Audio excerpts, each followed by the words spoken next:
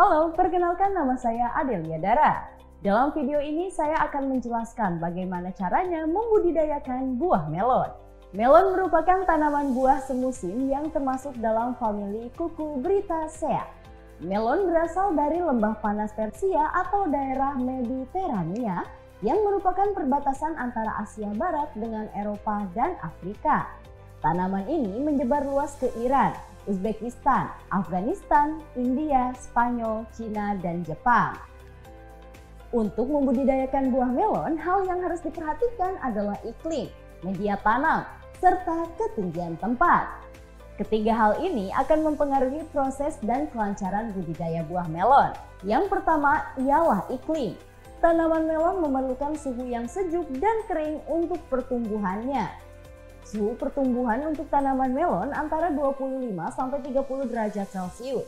Tanaman melon tidak dapat tumbuh apabila kurang dari 18 derajat Celcius. Kelembaban udara secara tidak langsung mempengaruhi pertumbuhan tanaman melon. Dalam kelembaban yang tinggi, tanaman melon mudah diserang penyakit. Angin yang bertiup cukup keras dapat merusak pertanaman melon, dapat mematahkan tangkai daun, tangkai buah, dan batang tanaman. Serta hujan yang terus-menerus akan menggugurkan calon buah yang sudah terbentuk dan dapat pula menjadikan kondisi lingkungan yang menguntungkan bagi patogen. Yang kedua adalah media tanam.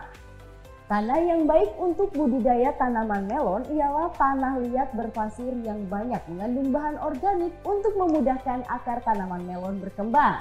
Tanaman melon akan tumbuh baik apabila pH-nya di antara 5,8 sampai 7,2. Tanaman melon pada dasarnya membutuhkan air yang cukup banyak, tetapi sebaiknya air itu berasal dari irigasi, bukan dari air hujan. Yang ketiga adalah ketinggian tempat. Tanaman melon dapat tumbuh dengan cukup baik pada ketinggian 300 sampai 900 mdpl. Langkah pertama yang harus kita lakukan dalam budidaya melon adalah memastikan lahan yang akan ditanami memenuhi syarat-syarat utamanya. Apa saja syaratnya? Yang pertama ialah pengukuran pH tanah. Pengukuran pH tanah dengan menggunakan alat pH meter. Tanah yang akan diukur dibasahi terlebih dahulu. Pengambilan sampel dilakukan di 10 titik yang berbeda. Kemudian dihitung pH rata-rata.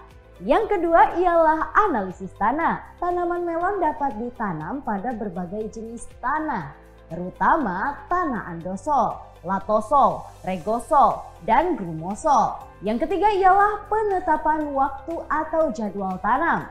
Penetapan waktu tanam berkaitan dengan perkiraan waktu panen suatu varietas melon yang ditanam dan waktu panen varietas melon lainnya. Misalnya, waktu tanam melon pada bulan Maret adalah varietas Tenmi, April varietas Aroma, Mei varietas New Century atau Hamikua, dan seterusnya hingga petani atau pengusaha agribisnis perlu menjadwalkan waktu tanaman varietas melon yang dikehendaki pelanggan. Yang keempat ialah penetapan luas area penanaman.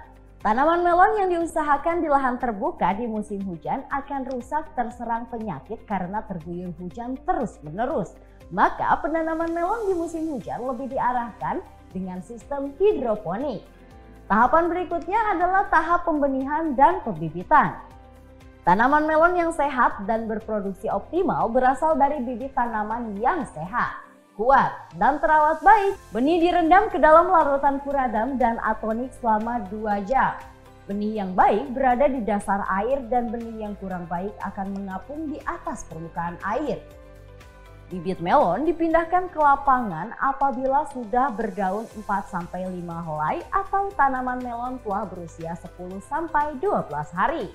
Bibit berikut tanahnya ditanam pada bedengan yang sudah dilubangi sebelumnya. Bedengan pun jangan sampai kekurangan air. Masuk dalam tahap pengaturan penanaman. Cara penanaman melon dilakukan secara bertahap. Misalnya, penanaman pertama 20% di lokasi A, kedua 40% di lokasi B, dan ketiga 40% di lokasi C. Interval penanaman berkisar 2 minggu. Yang kedua adalah pembajakan untuk penanaman melon di dataran menengah tinggi. Struktur tanah yang biasanya sudah sangat remah sehingga tidak memerlukan pembajakan. Berikutnya untuk pencangkulan dan penggarukan. Keadaan tanahnya harus cukup kering karena tidak mudah membentuk tanah yang semula berbongkah-bongkah dan cukup liat. Tanah yang beremah-remah dan cukup sarang atau mudah diserap air dengan tanah tersebut akan menguntungkan tanaman. Berikut adalah pembentukan bedengan. Untuk membentuk bedengan dengan ukuran panjang bedengan maksimum 12-15 meter. Tinggi bedengan 30-50 cm, lebar bedengan 100-110 cm, dan lebar parit 55-65 cm. Selanjutnya adalah pengapuran. Pengapuran dapat menggunakan dolomit atau kalmat, ataupun kalsit atau kaptan. Penentuan kebutuhan dapat dilakukan dengan menggunakan data berikut ini.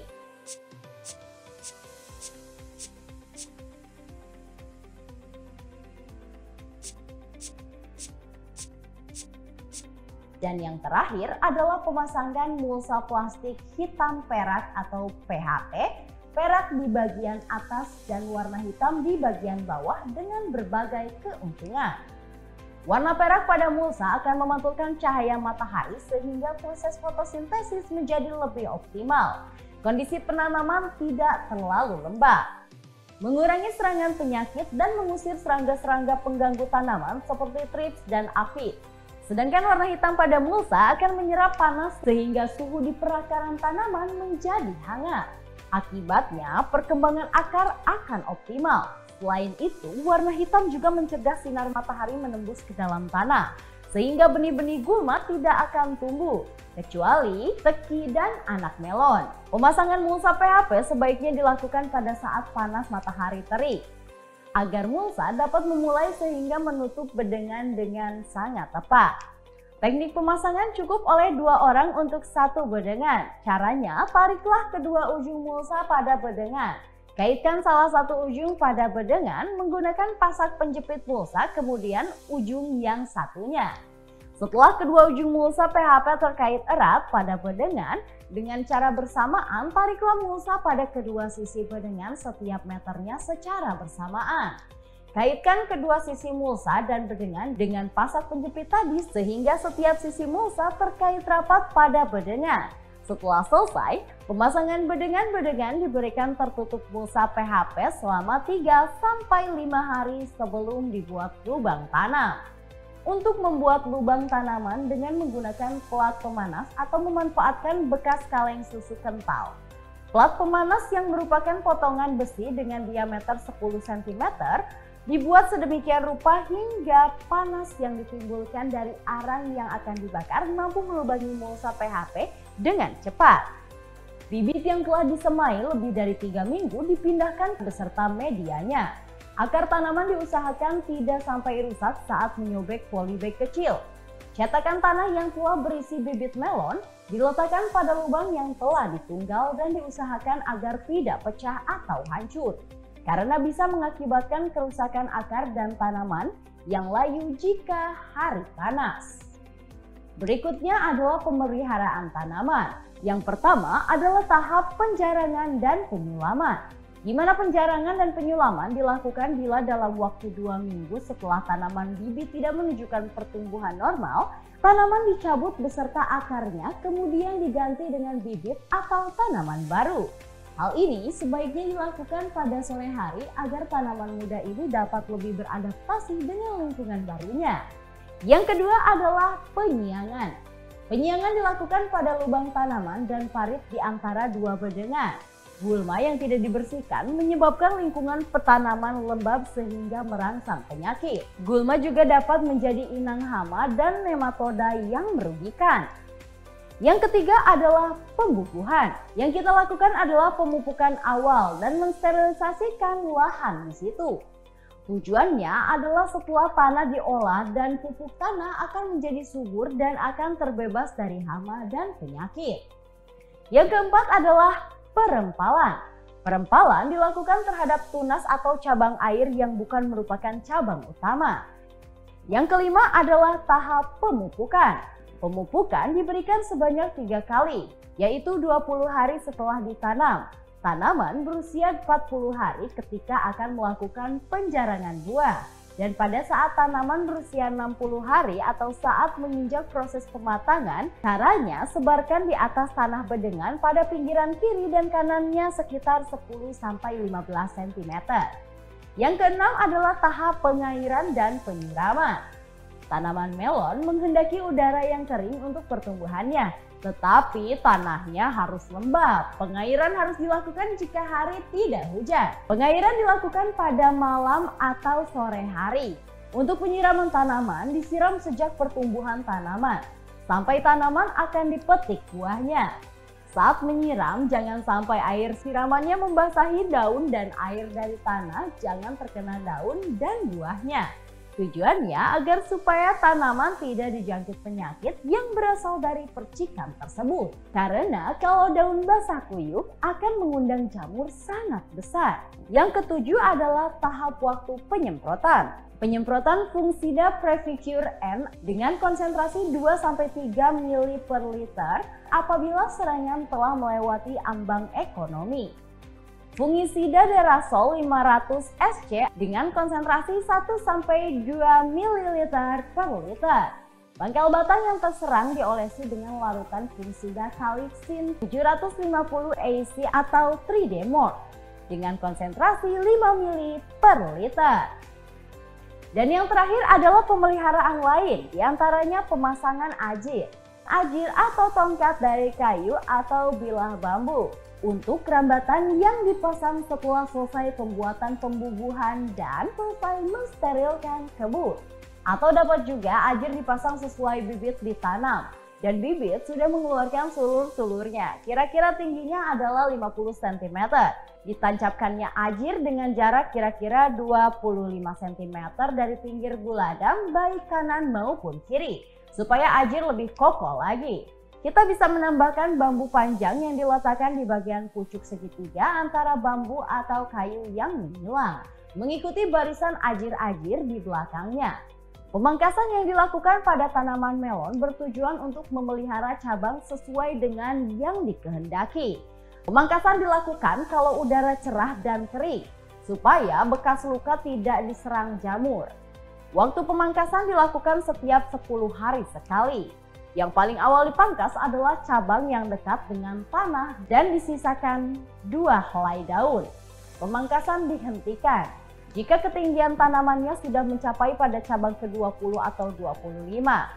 Dalam pertanian tentu sudah tak asing lagi kita berhadapan dengan hama dan penyakit. Hama-hama yang tak jarang menghampiri pertanian diantaranya kutu aphids. Gejala daun tanaman menggulung dan pucuk tanaman menjadi kering akibat cairan daun yang dihisap hama. Pengendalian. Gulma harus selalu dibersihkan agar tidak menjadi inang hama. Tanaman yang terserang parah harus disemprot secara serempak dengan inseksida Perfecton 400 AC dengan konsentrasi 1,0 sampai 2,0 ml per liter. Tanaman yang telah terjangkit virus harus dicabut dan dibakar atau dimusnahkan. Yang selanjutnya, thrips. Gejalanya adalah daun-daun muda atau tunas-tunas baru menjadi keriting dan bercaknya kekuningan. Tanaman keriting dan kerdil serta tidak dapat membentuk buah secara normal. Cara untuk mengendalikannya dengan menyemprotkan racun kontak 3-4 hari sekali. Sedangkan penyakit yang menghampiri pertanian diantaranya layu bakteri. Gejalanya adalah daun dan cabang layu dan terjadi pengerutan pada daun. Warna daun menguning, mengering dan akhirnya mati. Daun tanaman layu satu persatu, meskipun warnanya tetap hijau, kemudian tanaman layu secara keseluruhan. Apabila batang tanaman yang dipotong melintang akan mengeluarkan lendir putih kental dan lengket, bahkan dapat ditarik seperti benang. Pengendalian sebelum ditanami. Lahan disterilisasikan dengan basamidji dengan dosis 40 gram. Selanjutnya benih direndam dalam bakterisida agrimisin atau agrep dengan konsentrasi 1,2 gram per liter. Penyemprotan bakterisida ini pada umur 20 HST.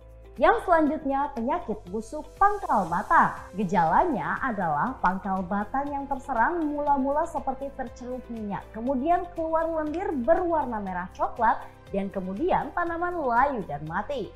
Daun tanaman yang terserang akan mengering apabila diremas seperti kerupuk dan berbunyi kresek-kresek apabila diterpa angin. Pengendalian: daun-daun tanaman yang terserang dibersihkan lalu disemprot dengan fungisida Derasol 500 SC dengan konsentrasi 1-2 ml per liter. Pangkal batang yang terserang dioles dengan larutan fungisida kalisin 750 ACE dengan konsentrasi 5 ml per liter. Yang selanjutnya, gulma. Gulma atau tumbuhan pengganggu merugikan tanaman karena bersaing zat hara tempat tumbuh dan cahaya. Pencabutan gulma harus dilakukan sejak tumbuhan masih kecil karena jika sudah besar akan merusak pengakaran tanaman melon. Buah melon ketika sudah memasuki tahap panen memiliki ciri-ciri sebagai berikut. Ukuran buah sesuai dengan ukuran normal. Serat jala pada kulit buah sangat nyata atau kasar. Warna kulit hijau kekuningan. Umur panen lebih dari 3 bulan setelah tanaman dan waktu pemanenan yang baik adalah pada pagi hari. Adapun cara memanennya adalah dengan langkah-langkah berikut ini. Yang pertama, potong tangkai buah melon dengan pisau. Sisakan minimal 2,0 cm untuk memperpanjang masa simpan buah. Kemudian tangkai dipotong berbentuk T. Maksudnya agar tangkai buah utuh dan kedua sisi atasnya merupakan tangkai daun yang telah dipotong daunnya. Pemanenan dilakukan secara bertahap dengan mengutamakan buah yang benar-benar telah siap dipanen. Buah yang telah dipanen dikumpulkan di suatu tempat untuk disortir. Kerusakan buah akibat terbentur atau cacat fisik lainnya sebaiknya dihindari karena akan mengurangi harga jual terutama di swalayan. Tahapan yang terakhir adalah pasca panen yang merupakan serangkaian kegiatan yang dilakukan setelah melon dipanen. Lakukan penyortiran dan penggolongan yang dibagi berdasarkan 3 kelas, yaitu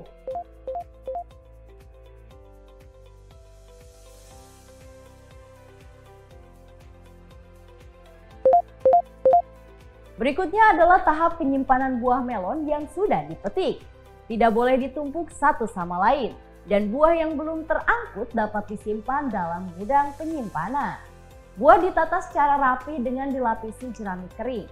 Tempat penyimpanan buah harus bersih, kering, dan bebas dari hama seperti kecoa atau tikus.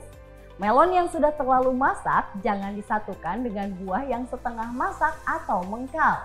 Bila ada buah yang mulai busuk harus dijauhkan dari tempat penyimpanan.